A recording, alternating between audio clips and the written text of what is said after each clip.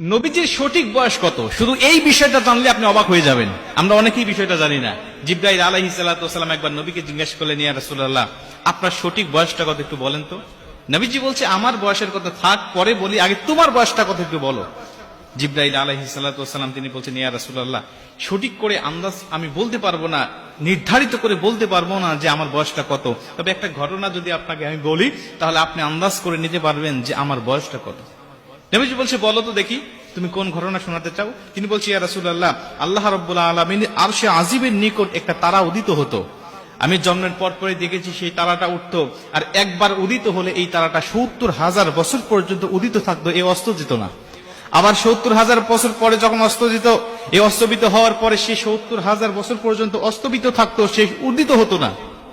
ইয়া রাসূলুল্লাহ, ইয়া হাবিবাল্লাহ, আপনি জেনে আশ্চর্য হবেন, যেই তারকা ৭০,০০০ বছর উঠলে আর নিভতো না, নিভলে আবার ৭০,০০০ বছর পরে উদিত হতো, এই তারকাটা আমি উঠতে আর অস্তবিত হতে দেখেছি ৭২,০০০ বার।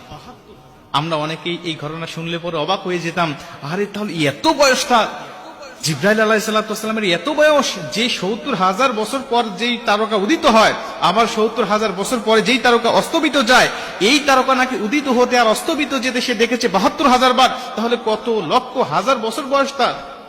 কিন্তু নবীজি কোনো বিচলিত হলেন না, নবীজি আশ্চর্য হলেন না। নবীজি স্বাভাবিকভাবে থেকে মুস্কি হাসি দিয়ে ডাক দিয়ে বলছে, জিবরাইল, ওই তারকা কি আজও তুমি দেখতে পাও? জিবরাইল বলছে, ইয়া রাসূলুল্লাহ, না, আমি আর দেখতে পাই না। নবীজি বলছে, ওই তারকাটা অন্য কেউ নয়, ওই তারকাটা ছিলাম আমি নবী, আমি নবীর নূর সেখানে উদিত হতো।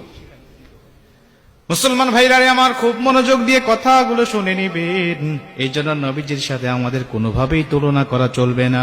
আল্লাহ রাসূল সাল্লাল্লাহু আলাইহি ওয়াসাল্লামের বিভিন্ন বিষয়গুলো আমরা যদি একটু নজর দিয়ে শুনতে পারি, তাহলে আমরা